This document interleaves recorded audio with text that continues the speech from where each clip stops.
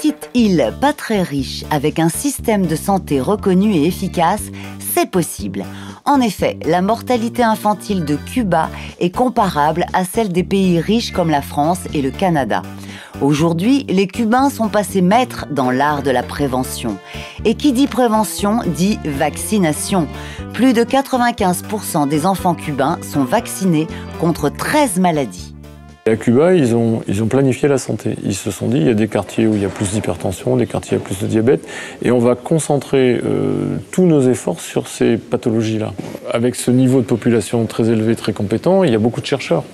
Et de fait, ils ont cherché à développer des vaccins moins chers, des formes adaptées, et c'est comme ça qu'on arrive à avoir une recherche scientifique à Cuba qui est étonnamment développée pour un pays qui, quand même, globalement, a des difficultés financières énormes. La directrice de l'OMS, Margaret Chan, a d'ailleurs été citée de nombreuses fois dans la presse après son passage à Cuba. Selon elle, le système de santé du pays est un modèle à suivre pour l'ensemble du globe. Les chercheurs cubains seraient même en train de développer un vaccin contre le cancer du poumon. Il ne concerne pas la prévention du cancer du poumon, il concerne le traitement du cancer du poumon à des stades plus ou moins développés. Donc déjà, ce n'est pas un vaccin qui prévient, c'est un vaccin qui guérit. En fait, il ralentit la progression. Ce qu'on ne sait pas, c'est son efficacité. Et puis là, il faut un peu déborder de là. Effectivement, c'est un grand marché, tout ce marché de la recherche avec les nouvelles protéines et les nouveaux facteurs de croissance et tout qui peuvent être des facteurs pris en compte dans le cancer. Et là, il y a une guerre des labos qui fait que peut-être que Cuba n'arrivera pas à commercialiser ou à diffuser son vaccin avant que d'autres grandes firmes ou d'autres grandes compagnies, qui sont dans les mêmes recherches bien sûr, arrivent à imposer le leur sur le marché international. Malgré tout, l'île n'a pas fini de faire parler d'elle. Ses campagnes vont au-delà des frontières. Pendant la crise Ebola en Afrique de l'Ouest, Cuba a été l'un des premiers pays à envoyer des équipes sur le terrain.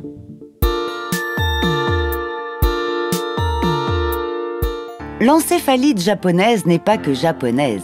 De l'Indonésie à la Mongolie, cette maladie transmise par des moustiques touche environ 70 000 personnes par an. Même si le premier cas s'est déclaré au Japon il y a plus d'un siècle, aujourd'hui, la vaccination contre cette maladie n'est pas encore une priorité pour ce pays. Sur l'encéphalite japonaise, l'OMS actuellement préconise de vacciner l'ensemble des pays qui sont touchés par cette encéphalite japonaise. Sauf que y a deux problèmes. Le premier problème, c'est que l'ensemble de la population ayant l'habitude d'avoir ces fièvres ne trouve pas ça extraordinaire. C'est-à-dire que y a la dengue, il y a le chikungunya, il y a d'autres fièvres virales. Donc ils se disent, bon, l'encéphalite japonaise, comme ça, elle tue pas tout le monde. C'est pas plus grave que ça. Puis il y a d'autres pays comme l'Inde où l'accès à la population, les grandes campagnes de vaccination n'incluent pas systématiquement l'encéphalite japonaise. Mais en Asie, on trouve aussi de bons élèves. La campagne de vaccination en Corée du Sud est reconnue comme très efficace. Ainsi, à défaut de convaincre le Japon de suivre l'exemple de son voisin, l'OMS a décidé de s'adapter. Plutôt que de vacciner par précaution, on garde les vaccins dans un coin pour une éventuelle épidémie. L'OMS est pragmatique, il préconise que dans des centres, il y ait des stockages de vaccins assez importants pour qu'on puisse éviter des grandes épidémies, parce qu'on sait quand même que la maladie peut être dangereuse et avec des séquelles sur le plan neurologique. C'est là le piège de l'encéphalite japonaise. Les symptômes sont classiques. La fièvre, les courbatures, des maux de tête et puis souvent, ça passe, c'est fini. Mais parfois, la maladie se complique. Elle peut provoquer des convulsions, le coma ou même la mort.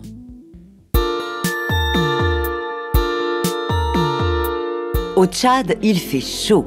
Et comme dans d'autres pays d'Afrique, il est difficile de respecter la chaîne du froid pendant l'acheminement des vaccins. Car, comme un yaourt, un vaccin doit être conservé à basse température de sa production jusqu'à son arrivée sur le lieu d'utilisation. Et si le vaccin a chaud, il peut perdre de son efficacité. Typiquement au Tchad, par exemple, la conservation, il y a beaucoup de ruptures de la chaîne du froid dans la chaîne et ça pose des problèmes sur les campagnes de vaccination. Il y a des grandes zones désertiques qui ne sont pas couvertes de la point de vue de population, mais avec des poches de population qui sont rassemblées autour des oasis ou autour des villages ou des villes. Pour contrer ces obstacles, l'UNICEF a décidé d'aider les populations en investissant dans de nouvelles solutions.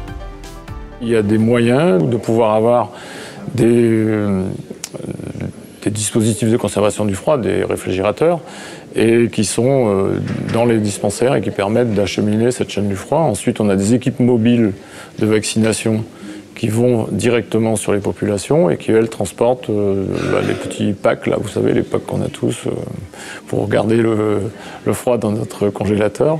Et ben, c'est ce genre d'instruments ou d'outils qu'on utilise pour pouvoir conserver cette chaîne du froid pour les vaccins.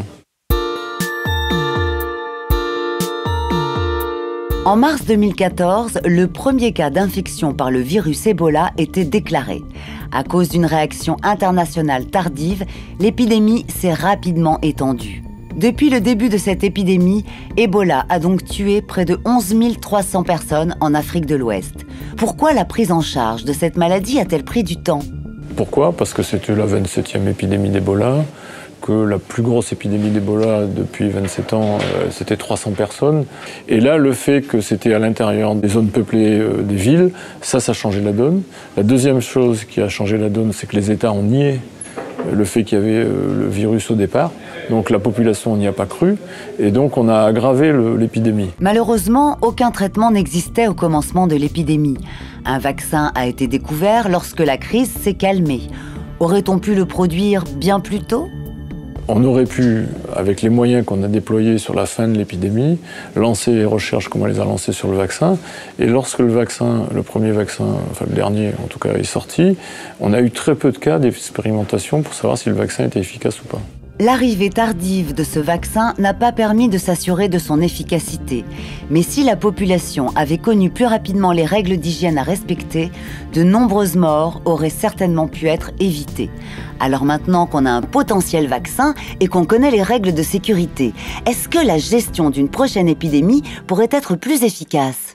On a des gens qui ont été guéris et donc qui seront plus contagieux et qui pourront faire des soins sur les prochaines épidémies d'Ebola, et un vaccin dont on ne sait pas si ça vaut le coup de se lancer en préventif sur la prévention de la future épidémie d'Ebola, parce que globalement c'est une épidémie qui ne devrait pas être aussi répandue.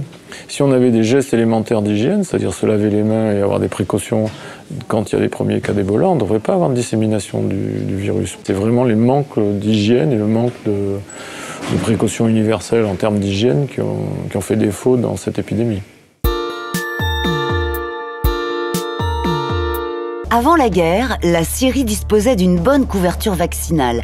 Plus de 80% de la population était vaccinée contre la polio ou la rougeole, par exemple. Du fait de la guerre et du fait des déplacements, puisque à un moment donné, on a plus de 2,5 millions de réfugiés et plus de 7 millions de personnes qui se sont déplacées, la manière d'organiser la vaccination et la manière de planifier la vaccination ne s'est plus faite du tout de cette façon-là.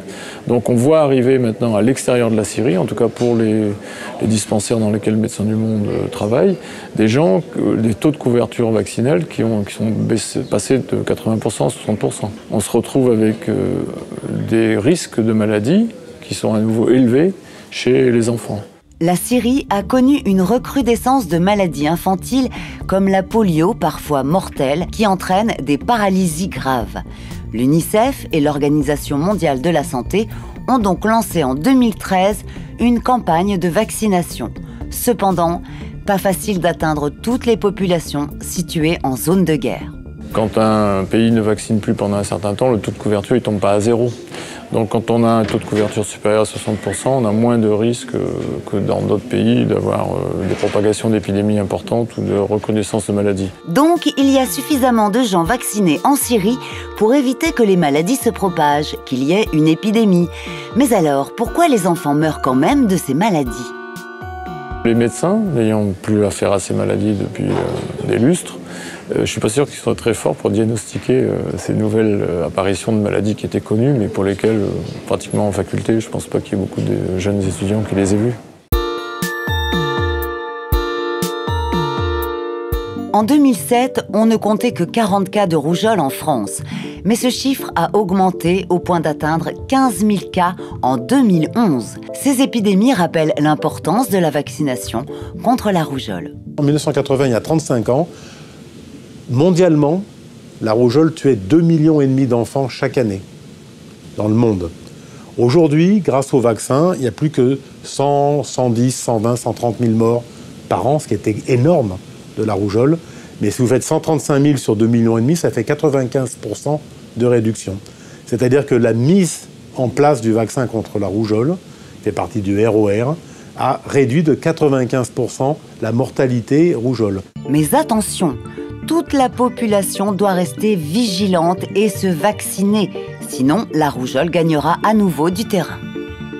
La rougeole, c'est très contagieux. C'est ce qu'il y a de plus contagieux. Si vous n'avez pas 95% de la population protégée, le virus, il trouve sa place. À 90%, le virus, il est capable d'infecter les 10% qui sont là. Pas les autres, mais les 10%. Naturellement, si on est à 80%, c'est une catastrophe. Si on réduit de 5 à 10% le taux de couverture vaccinale de la rougeole, on a des épidémies comme on a eu dans toute l'Europe il y a 3-4 ans, qui ont été quand même catastrophes, une trentaine de décès. Donc c'est totalement irresponsable de dire qu'il ne faut pas se vacciner. Il faut se vacciner, au moins contre toutes ces maladies et ces maladies infantiles très graves. Mais alors, si la rougeole revient, c'est parce que c'est une maladie oubliée par la nouvelle génération qui n'a pas connu sa virulence ? Et aujourd'hui, on ne voit pas la rougeole, les mères n'ont pas eu la rougeole parce qu'elles sont trop jeunes, c'est la génération d'avant qui l'a eu, donc elles ne savent pas, donc dans la mémoire, rougeole c'est des boutons, c'est pas grave. Or la rougeole, ça tue entre 1 sur 1000, 1 sur 10 000 des enfants infectés. Donc aujourd'hui, si la France entière avait la rougeole, on aurait je ne sais combien de milliers de décès par an en France.